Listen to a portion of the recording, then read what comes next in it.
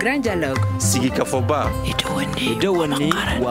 grand dialogue, l'émission de débat du studio Tamani sur votre radio. Sigi Kafoba. Le grand dialogue. Mesdames, Messieurs, bonsoir, bienvenue dans cette émission Grand Dialogue d'aujourd'hui qui parle du don du sang en prélude à la journée internationale du donneur de sang célébrée demain 14 juin. Nous posons la question aujourd'hui, pourquoi est-il difficile d'avoir du sang au Mali? L'accès au sang pour les malades et leurs proches reste problématique, particulièrement pour certains groupes sanguins. En 2021, sur un besoin de 400 000 poches de sang, le Centre national de transfusion sanguine n'avait reçu que quelques 83 000 poches. Pourquoi est-il difficile d'avoir du sang? Le pays a-t-il suffisamment de donneurs de sang? Comment rendre le Centre national de transfusion sanguine autosuffisant? En prélude à la journée du donneur de sang, nous posons le débat avec nos invités, Sekoumar Koulibaly du Centre national de transfusion sanguine, Pierre Koné de l'association des donneurs bénévoles de sang et Fatoumata Togola de l'association malienne de lutte contre la drépanocytose. Amlud Sekou Gadjigo va modérer ce grand dialogue. Mesdames, Messieurs, bienvenue. Le grand dialogue. Merci, chers invités, d'être là. Nous espérons que Fatoumata Togola va nous rejoindre d'un moment à l'autre. Monsieur Koulibaly Sekoumar, pourquoi est-il difficile d'avoir du sang aujourd'hui? Alors, bonsoir, monsieur Gadjigo. Je salue tous vos téléspectateurs. Pour répondre à votre question, la problématique de l'approvisionnement en sang aujourd'hui se pose avec acuité au Mali, parce que quand on regarde nos chiffres, la plupart de nos donneurs sont des donneurs de compensation. Un donneur de compensation, c'est un donneur familial ou un donneur parental qui va se constituer donneur seulement lorsqu'il a un des parents qui se trouve dans les besoins de transfusion, donc qui est malade, qui a besoin de sang. Donc lui, il se voit un peu étant sous contrainte de venir donner son sang. Alors que pour un approvisionnement correct et régulier, en vue de pouvoir constituer un stock digne de ce nom, il faut que au moins plus de 80% des donneurs soient des donneurs volontaires.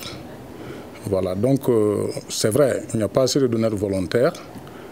Il y a beaucoup qui veulent donner leur sang, mais leur occupation et leur temps peut-être ne leur permettent pas de faire le déplacement pour venir au Centre national de transfusion sanguine. Donc c'est au Centre national de transfusion sanguine également d'organiser des collectes de sang périodiques pour aller vers ces donneurs-là. Donc cela aussi demande beaucoup de logistique, beaucoup de moyens. Alors comment avoir du sang lorsqu'on en a besoin? Quelles sont les conditions, les procédures? Les conditions, elles sont simples. D'abord, le don de sang est régi par ce qu'on appelle des principes éthiques. Il y a ce qu'on appelle le bénévolat, il y a le volontariat et il y a l'anonymat. Le volontariat, le donneur viendra donner son sang de lui-même. Il ne doit pas être sous contrainte. Le bénévolat, c'est qu'il vient donner son sang, mais en retour, il n'attend rien. Donc c'est un geste purement altruiste. Les conditions, quand un donneur vient, quand un candidat au don vient, voilà, il est reçu quand même au niveau de notre service d'accueil et il est mis dans le circuit pour la sélection médicale. Il doit être vu d'abord par un médecin qui va évaluer son aptitude médicale au don. Voilà, s'il passe ce premier niveau de filtre, donc il peut aller donner son sang. Voilà, le tout ne dépasse pas 15-20 minutes. D'accord. Monsieur Pierre Koné, vous êtes donneur bénévole. Depuis combien de temps vous êtes un donneur volontaire de sang? Merci pour la question. Comme Sekoumar, je salue tout le monde, tous les téléspectateurs. Moi, je suis donneur bénévole de sang il y a plus de 40 ans, depuis 80. Moi, je donne du sang. Alors, pourquoi avoir décidé de donner votre sang volontairement, sans rien en contrepartie? Bon, c'est parti d'une de nos sœurs religieuses. Quand nous on était jeunes, on était des enfants de cœur auprès des prêtres. On était responsables des mouvements d'action catholique, le scout, le Kizito. À la suite de ça, un jour, il y a la bonne dame là qui nous appelle, il dit « Ah, vous avez un de vos frères qui est malade, il a un problème de sang. Et vous, vous êtes des jeunes, et votre Christ a donné un peu, a versé son sang pour vous sauver. Pourquoi vous aussi, vous ne pouvez pas donner un peu de votre sang pour sauver votre frère ?»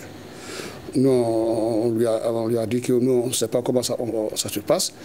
Elle nous a expliqué que c'est à Tomokorobu, c'est comme ça que nous on est allé à Tomokorobu. Et après, comme Sekou l'a dit, la visite médicale, on a fait le don de sang.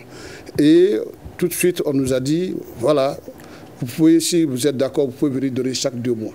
En ce temps-là, le don de sang, ça se faisait chaque 2 mois. Quand nous, on a donné ce sang-là, et qu'après, on a vu ce jeune-là sur pied, nous, on était très contents. Pour nous, à ce temps-là, nous, on pensait que c'était notre sang qui a sauvé ce monsieur, et ça nous a fait tellement plaisir qu'on était contents. Et avec ça, tous les 2 mois, nous, on partait donner.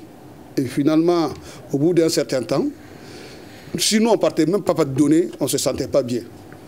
À un certain moment, quand les 2 mois arrivaient, si on ne partait pas donner, on ne se sentait pas bien. Souvent, on se posait la question, qu'est-ce qui se passe? Qu'est-ce qu'on a? Mais quand on se rappelle que c'est le don de sang qui est arrivé, on part donner tout de suite, vraiment, on se sent vraiment à l'aise et libre, comme l'air. Ouais, vraiment, vraiment, nous, ça nous a fait du bien à donner du sang et à sauver des vies. Vraiment, c'est ça qui nous a motivés à devenir donneur bénévole de sang. D'accord. Sekou Coulibaly, vous l'avez dit tantôt, comment devenir donneur de bénévole de sang, mais est-ce que vous pouvez nous dire comment avoir du sang lorsqu'on en a besoin? Par exemple, un malade qui a besoin de sang, comment il fait pour avoir du sang au niveau du Centre national de transfusion sanguine? Cela nécessite forcément l'implication du médecin qui assure la prise en charge de ces patients. On ne s'autoprescrit pas la transfusion. Donc quand on est malade et qu'on est réellement dans les besoins transfusionnels, c'est au médecin traitant d'évaluer l'état de santé du patient et de décider de l'opportunité de le transfuser ou pas, mais sur la base de son consentement éclairé. Donc c'est au médecin de prescrire le bon de sang en bonne et en due forme et de l'adresser au CNTS ou bien à des antennes transfusionnelles au niveau des CCRF et au niveau des hôpitaux qui disposent de banques de sang bien sûr. Donc lorsque le bon nous est acheminé, généralement par le biais de la famille, nous on va apprécier la prescription. Si tout est OK, donc on va demander des donneurs de compensation. Et quand les donneurs de compensation s'acquittent de leurs dons, donc en ce moment, en guise de remplacement, le patient pourra entrer en possession des produits sanguins dont il a besoin. Donc, si je comprends bien, quand on est malade ou bien on a un parent qui est malade, pour pouvoir avoir du sang, il faut qu'on ait un donneur de compensation dans votre famille ou bien parmi vos proches. Tout à fait. On est obligé quand même d'adopter ce système-là, quand bien même que ce n'est pas l'idéal. À défaut de sa maman, on le dit, on va traiter sa grand-mère. L'idéal, c'est que les 80% au moins de nos donneurs soient des donneurs volontaires. Comme ça, chaque fois qu'un malade se trouve dans les besoins transfusionnels, à travers une prescription qui lui est faite, donc il peut librement avoir accès au sang sans compensation. Mais tant qu'il n'y a pas de donneurs volontaires réguliers en nombre suffisant, nous on a du mal à constituer un stock. S'il n'y a pas de stock, forcément le système va recourir aux compensations. Alors, quelqu'un qui n'aurait pas de donneur, en tout cas parmi ses proches ou bien dans sa famille pour compenser le sang demandé, ça veut dire qu'il ne pourrait pas avoir du sang? Non, c'est pas ça. À longueur de journée, on sauve beaucoup de vies humaines.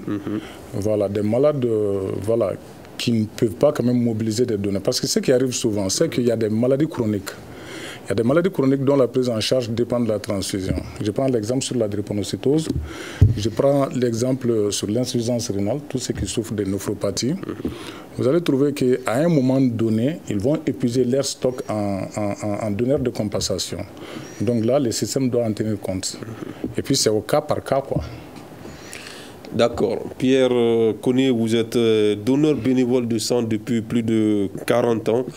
Est-ce que ce don que vous faites de façon volontaire, est-ce que il vous est arrivé d'en tirer profit souvent? d'en tirer profit. Bon. D'avoir des privilèges au niveau du CNTS, parce que vous êtes un donneur volontaire depuis plusieurs années. Bon, pas forcément. Pas forcément, mais quand même, les privilèges que nous avons, d'abord, moi personnellement, le sentiment qui m'anime d'avoir sauvé la vie, ça c'est plus important pour moi d'abord. Et ça c'est la première des choses. La deuxième des choses, au niveau du CNTS, les donneurs bénévoles réguliers, ils ont fait des faveurs pour ces donneurs-là et on peut faire le bilan 2 fois gratuitement dans l'année. Ça c'est accordé vraiment aux donneurs bénévoles de sang. Bon, au-delà de ça aussi, ils donnent des attestations de reconnaissance. Ça aussi, bon, je peux dire que c'est un cadeau. Bon, au préalable, nous les jumeaux, à cause de nos nombres de dons aussi, on a reçu des cadeaux avec le Rotary et Rotary Club. Ils sont arrivés à un moment à nous donner des téléviseurs pour nous encourager. Bon. Vraiment, à part ça, quand même, nous, on ne s'attend pas à quelque chose. Parce que nous, on ne donne pas pour s'attendre à un retour ou à quelque chose. Vraiment, ce n'est pas ça notre ambition. Notre ambition, c'est de donner. Même les remerciements, souvent, nous, on ne veut pas. D'accord. Vraiment, on donne à cause de Dieu pour sauver nos prochains.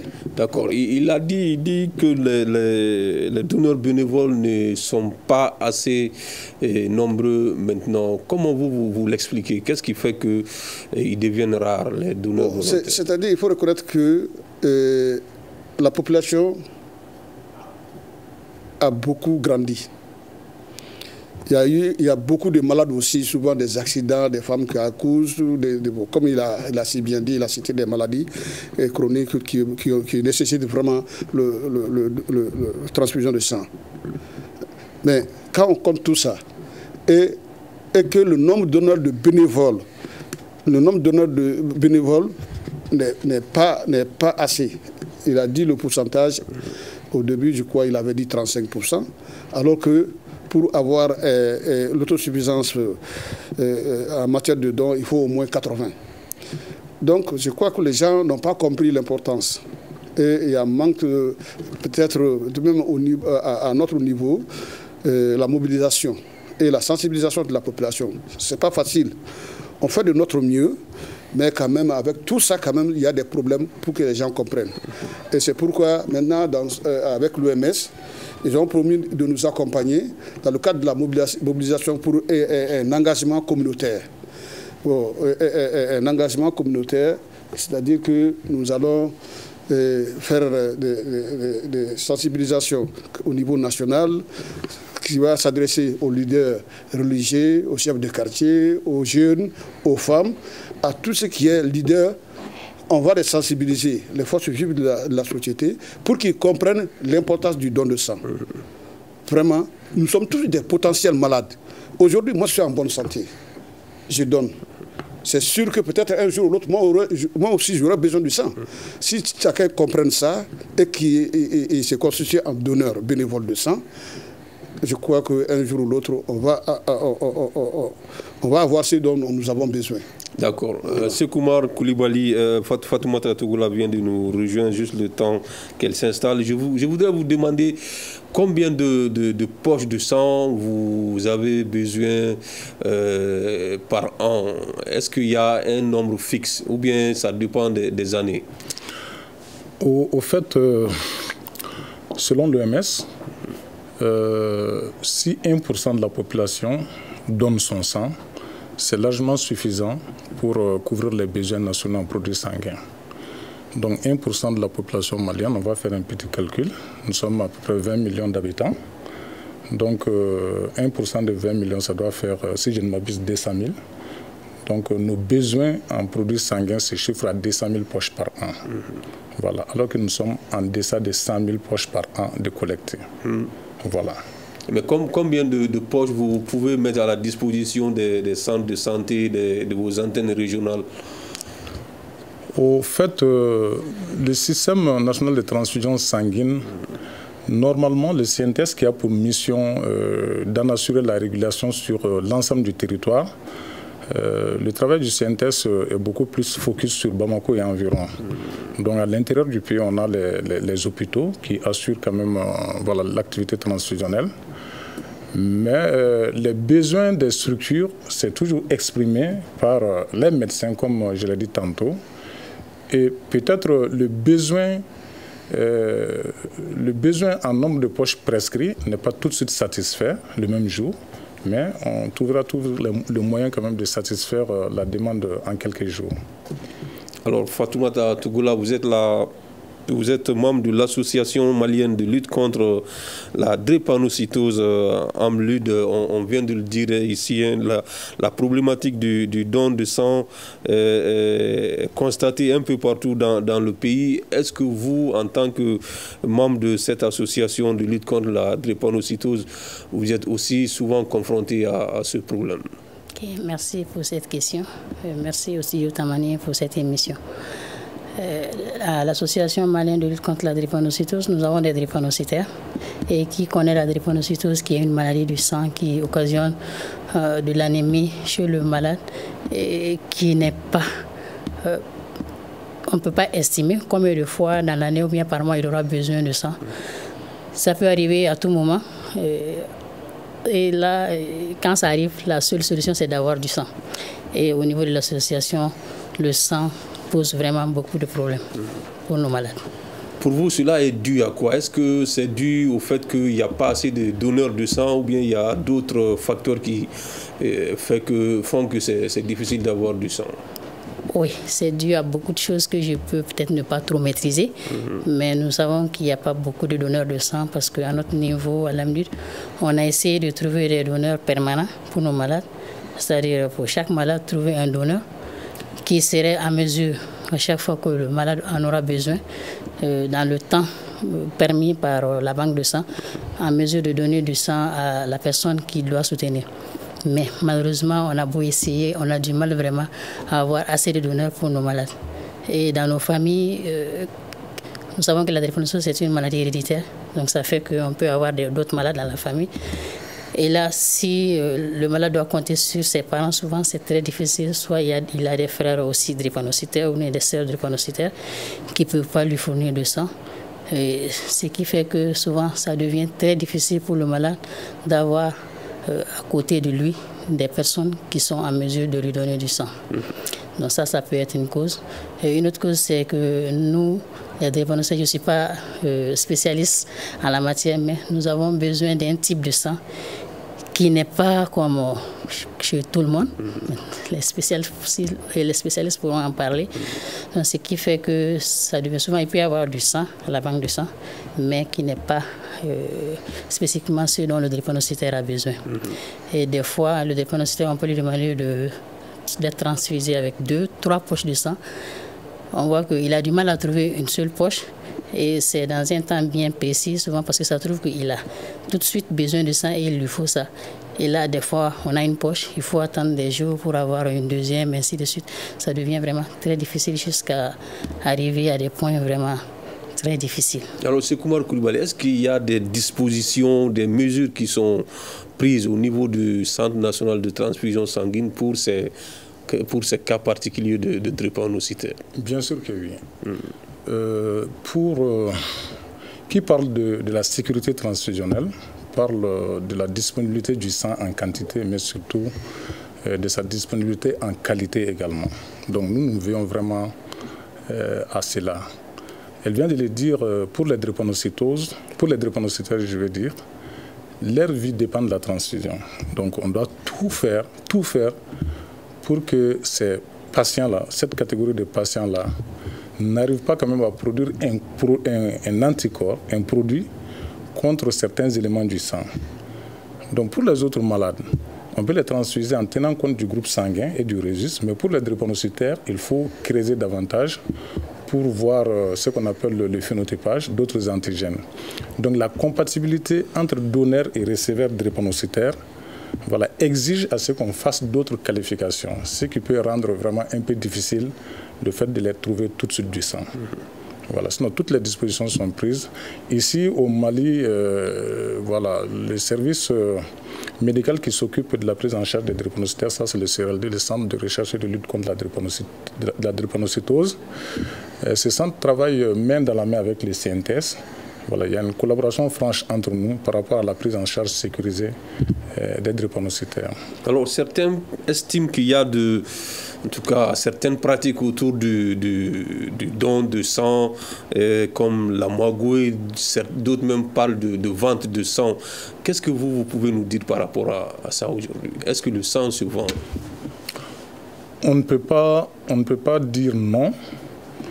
Ce qui se passe à l'intérieur du centre du CNTS, nous, on peut maîtriser cela. Mais ce qui se passe en dehors du CNTS, on ne peut pas le maîtriser. Mais on a vocation à le maîtriser également à travers ce qu'on appelle un système de surveillance qu'on appelle l'hémovigilance. Normalement, on doit tracer tous les produits sanguins qui sortent du CNTS, voilà, jusqu'à ce qu'ils soient administrés aux patients pour lesquels ils sont destinés. Mais la rareté fait que le sang est vraiment précieux. Et si c'est rare là, donc il y a tout un trafic qui peut s'organiser autour. Nous, on essaye tant bien que mal de lutter contre le phénomène. Voilà. Mais bon, je crois que si c'est réel quand même maintenant, l'impact n'est plus... C'est pas aussi frappant que ça en termes de proportion. Monsieur Koné, vous en avez entendu parler aussi qu'on vend du sang ou bien qu'il y a de magouille, de la corruption autour de ça? Oui, comme il a si bien dit, bon, écoutez, tout ce qui est rare, bon, devient quelque chose à discuter. Parce que les patients qui viennent chercher du sang pour leurs malades, tellement qu'ils ont peur pour la vie de leurs malades, ils veulent tout faire pour avoir le sang. S'il y a corruption, la corruption vient d'abord des parents des patients. Ça, c'est un. Et de deux, même quand ils disent que nous, on a acheté le sang, nous, on n'a pas la preuve. Parce que souvent, nous, on entend, une fois, il y a même un ami, un tonton, qui m'a dit que lui, on lui a vendu du sang. J'ai dit, qui t'a vendu le sang? Tu peux me donner le nom? Il n'a pas pu me donner. Donc, des choses comme ça, moi, je ne peux pas croire. Parce que quelque chose que tu ne peux pas remonter, ce n'est pas la peine. Parce que dire que quelqu'un t'a vendu le sang et que tu ne sois pas capable d'indiquer la personne, vraiment, c'est très difficile.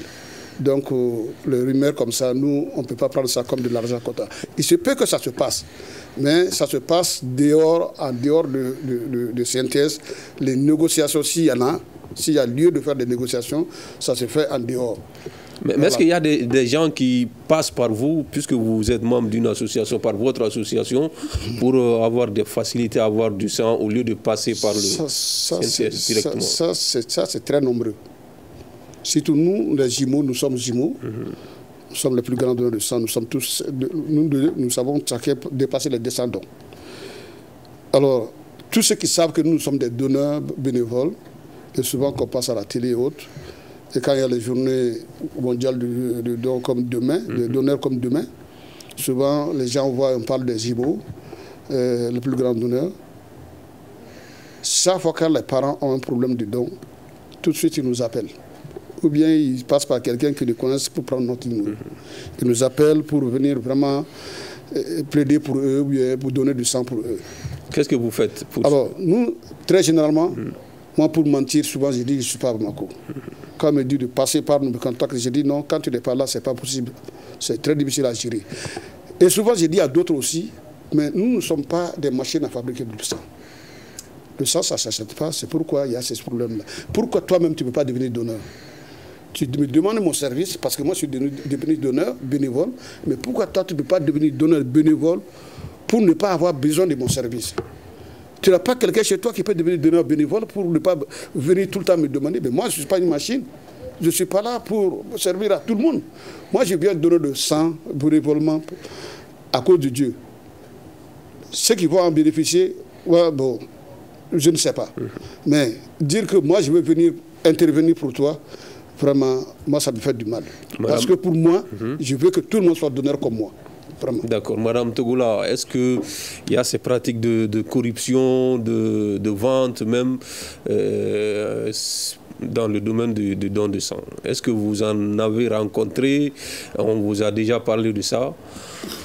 Bon, nous, puisque les drépanocytaires sont vraiment ceux qui sont pratiquement tous les jours au CNTS, on leur dit que le sang, ça ne se vend pas. Donc, pour rien au monde, il faut payer pour avoir une poche de sang. Mais en réalité, on ne peut pas, comme il vient de le dire, on ne peut pas remonter jusqu'à la source. Mais ils disent qu'en réalité, quand ils arrivent, il y a des gens qui viennent proposer de payer pour avoir une poche et qu'eux, quand même, le refusent parce qu'on leur a dit de ne pas payer, mais qu'ils ont constaté que quand on paye, c'est très rapide de l'avoir. Donc, ils ont constaté que ceux qui payent, je ne sais pas par quel moyen, mais c'est très rapide.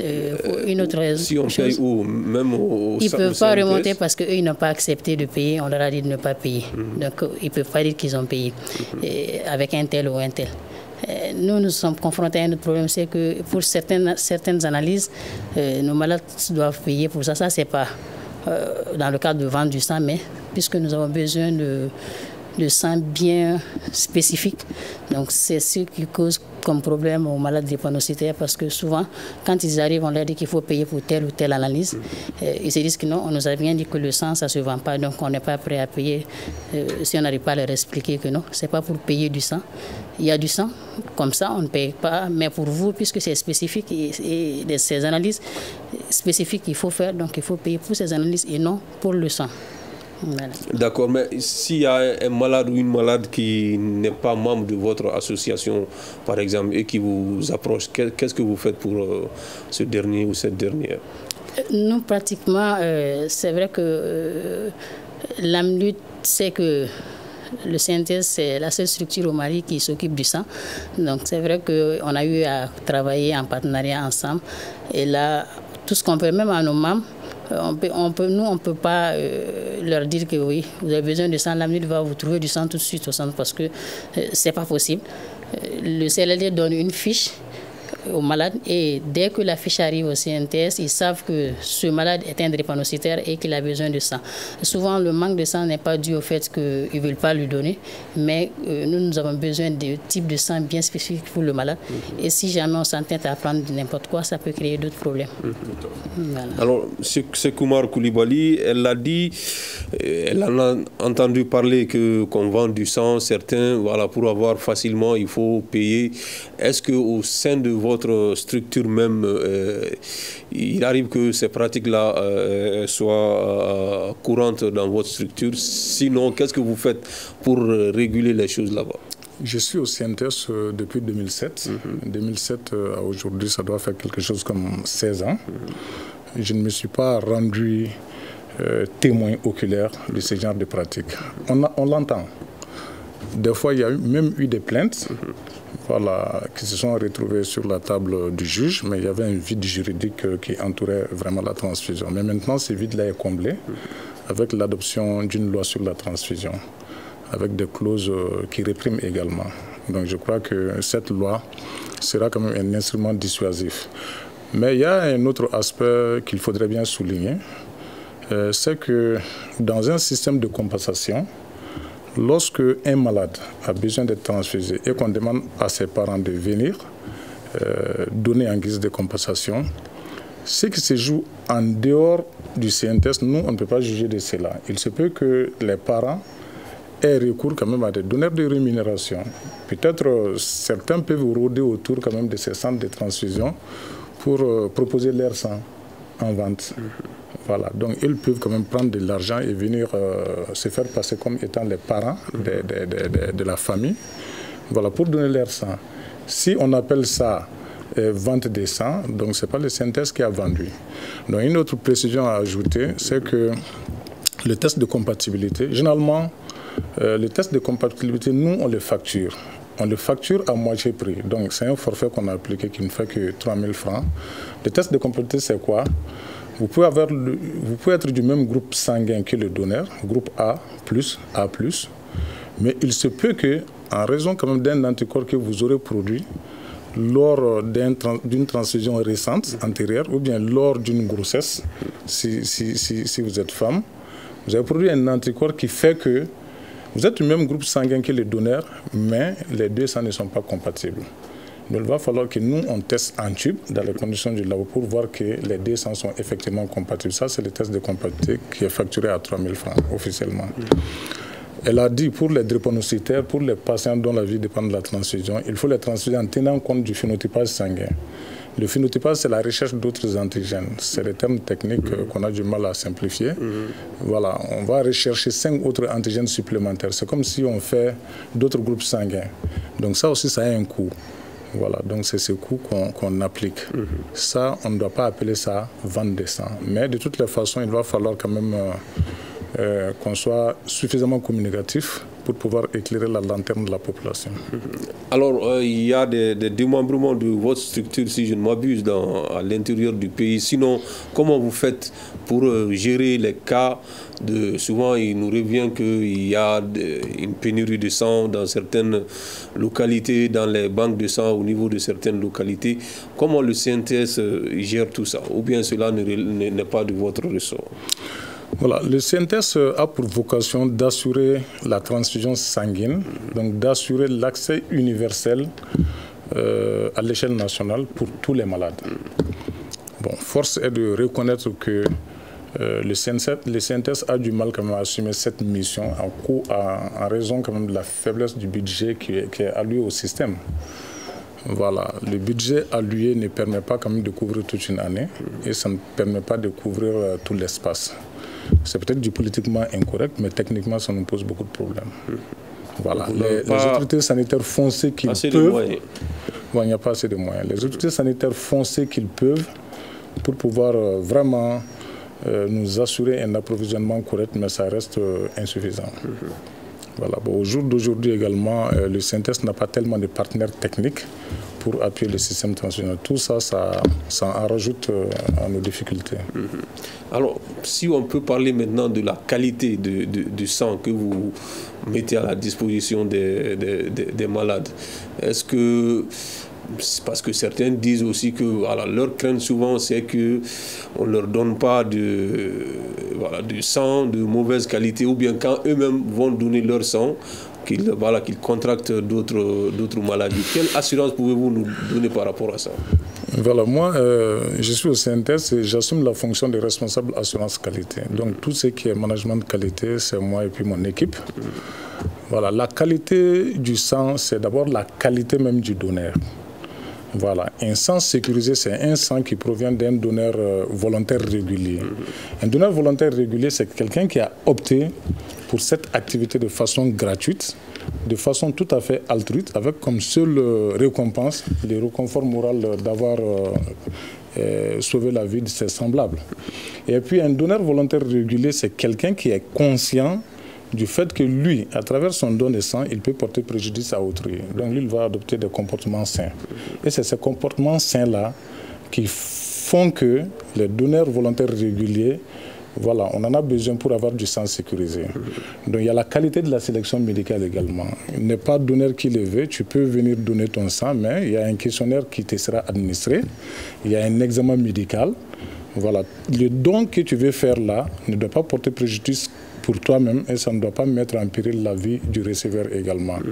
Bon, il y a, sur toute la chaîne, la qualité doit prévaloir pour qu'on puisse avoir un produit fini de qualité, sûr pour les patients. Voilà, alors, nous veillons à ça. Mais bon, c'est une œuvre humaine, quoi. Oui, Pierre Koné. Alors, vous, pour être membre de votre association, quelles sont les conditions? Il suffit d'être un donneur bénévole et puis on intègre l'association? Tout à fait. Quand tu es volontaire, tu viens donner tu fais un certain nombre de dons de sang et qu'on voit que tu es régulier. Combien, par exemple? Bon, 3, 4, 5. Quand tu viens donner ça comme ça volontairement, on peut te sensibiliser pour te fidéliser. Donc, c'est comme ça que les gens peuvent venir dans l'association gratuitement. On sait que c'est des gens qui viennent donner volontairement sans attendre en retour quelque chose. Mais quand tu viens donner d'abord, à prime abord, tout donneur qui vient à la banque de sang pour donner une première fois, on te sensibilise. Tu as donné une première fois, une fois qu'il est sorti de la salle de don, salle de prélèvement, on le sensibilise en disant que bon, vous avez donné une fois, mais passer une deuxième fois, 3 mois après, essayer de venir donner. S'il vient, il respecte, il vient, il donne. On lui dit, bon, tu peux continuer, tu peux faire une 3e fois. Quand il donne, il prend goût et lui-même, il va comprendre. Et c'est comme ça qu'il va devenir un donneur bénévole et régulier. Voilà. Mais votre association... Mais on ne paye pas pour devenir membre de l'association. Voilà. Tu deviens membre de l'association à cause du nombre de dons volontaires. Merci. Avez-vous des membres un peu partout dans le pays, même dans les régions, ou bien c'est à Bamako seulement que votre association... Écoutez, à Bamako... Les donneurs qui sont à Bamako ici, la plupart, on les connaît. Mais dites-vous qu'il y a des dons partout. Il y a l'association des donneurs bénévoles sur toute l'étendue du territoire du Mali. À Ségou, à Sikasso, partout où il y a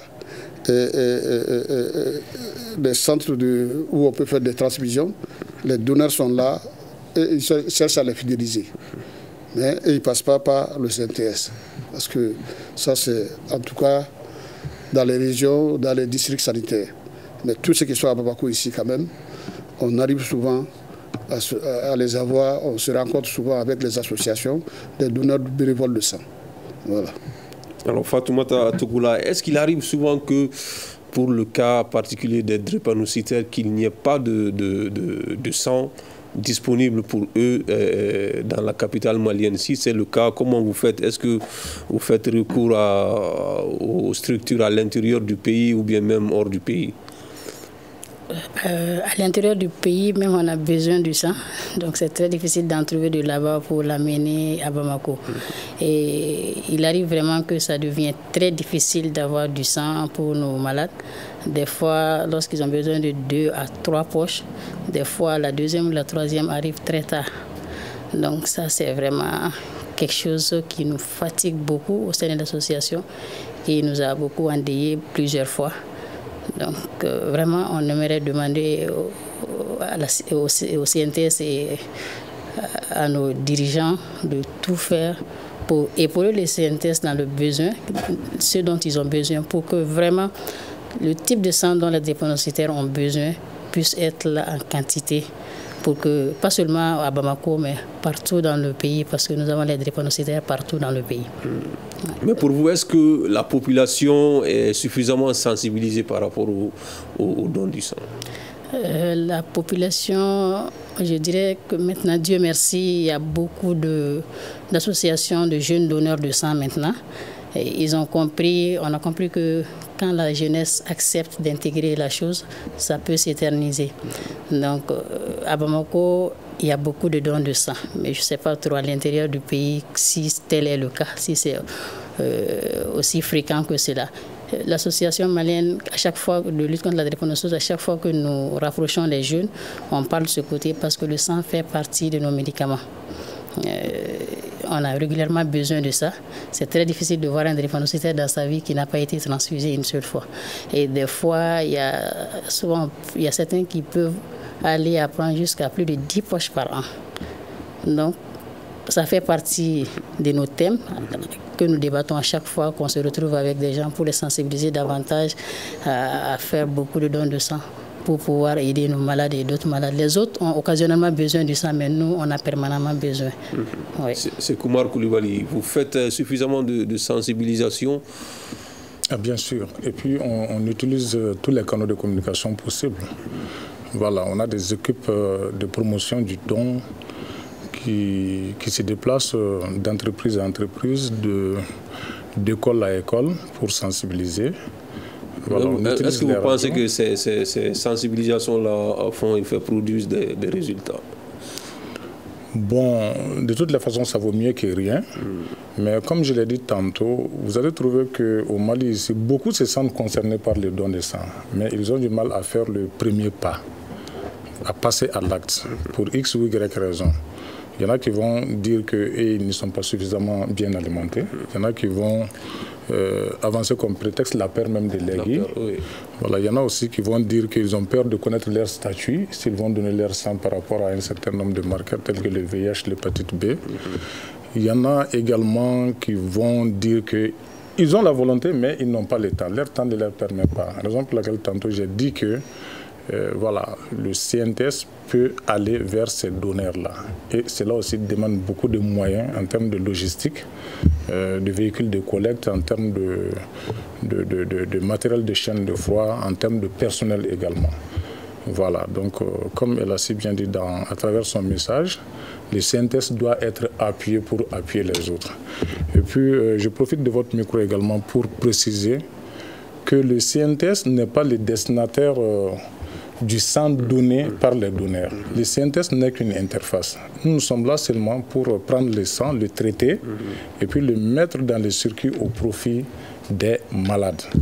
Donc s'il arrive que pour X ou Y raison, un donneur se sente frustré, il ne faut pas quand même qu'il nous juge à travers notre comportement pour arrêter de donner, mais il ne donne pas pour nous, il donne pour les malades. D'accord. Alors une dernière question pour vous trois. Comment faire aujourd'hui pour que le CNTS puisse être autosuffisant en matière de don de sang? Je commence par vous, Koulibaly. Pour moi, il faut augmenter suffisamment le budget alloué au CNTS. Il faut vraiment augmenter le budget alloué au CNTS. L'État est à saluer parce que l'État a décrété quand même la gratuité. Mais qui dit gratuité dit accompagnement également. S'il n'y a pas suffisamment de mesures d'accompagnement, on aura du mal quand même à faire face aux nombreuses demandes qui sont de plus en plus croissantes. Et puis ce qu'il faut ajouter également, c'est que ce n'est pas le sang tel qu'il est donné qui est traité et administré aux patients. Nous, on doit fractionner le sang, le séparer entre ces différents constituants. La transfusion, c'est en fonction du besoin spécifique du malade. Si le malade a besoin de globules rouges parce qu'il est anémique, c'est le cas des drépanocytes, on va lui apporter que du concentré de globules rouges. S'il a besoin de plasma frais congelé parce qu'il a un problème de déficit en facteur de coagulation, c'est le plasma frais congelé qu'on va lui apporter. Ça, c'est possible à Bamako, mais ce n'est pas possible à l'intérieur du pays. D'accord. Parce qu'il n'y a pas assez de moyens pour mettre en place toutes ces logistiques. Ok, en 30 secondes, Pierre Koné, que faut-il faire pour rendre le CNTS autosuffisant? Bon, en plus de pour moi, l'État, comme il a dit, l'a beaucoup fait. Les partenaires, le CNTS n'a pas beaucoup de partenaires. Bon, l'État et l'OMS font beaucoup de choses. Il faut donc chercher des partenaires. Il y a l'UNICEF qui est là pour les enfants. Les enfants ont souvent besoin de sang. Bon, pas mal de projets sont là. L'USAID est là. World Vision, beaucoup de projets sont là. Il faut qu'on les approche. Et avec l'OMS, je crois qu'on est en train de programmer des séances d'engagement où on va faire de la communauté. Si on arrive à faire le tour de la communauté, des 6 communes déjà de Bamako, plus les structures, comme il a dit, les structures, les usines et ainsi de suite. D'accord. Donc, essayez de diversifier les partenariats. Madame, on termine par vous en 2 mots. Il est déjà 19h, oui. Allez-y. Moi, je m'adresserai à la population pour leur dire que vraiment, nous avons besoin de sang pour pouvoir vivre comme tout le monde. Et au CNTS, je leur demanderai de souvent se joindre aux différentes associations, pas seulement l'AMDUT, qui parlent du don de sang chaque fois pour que ceux qui vont recevoir le message puissent savoir que nous sommes avec le CNTS et que nous avons besoin de sang et que ça doit passer par le CNTS. D'accord. Cela est bien compris. C'est ce qui me fait à ce grand dialogue d'aujourd'hui qui parlait du don de sang en prélude à la journée mondiale du donneur de sang. Nous recevions sur ce plateau Sékou Oumar Koulibaly du Centre national de transfusion sanguine, Pierre Koné de l'association des donneurs bénévoles de sang et Fatoumata Togola de l'association malienne de lutte contre la drépanocytose. Ce grand dialogue a été présenté par Sékou Gadjigo, mise en onde Adjaratou Traoré, et à la régie vidéo il y avait Salim Diouara. Merci à toutes et à tous et à demain.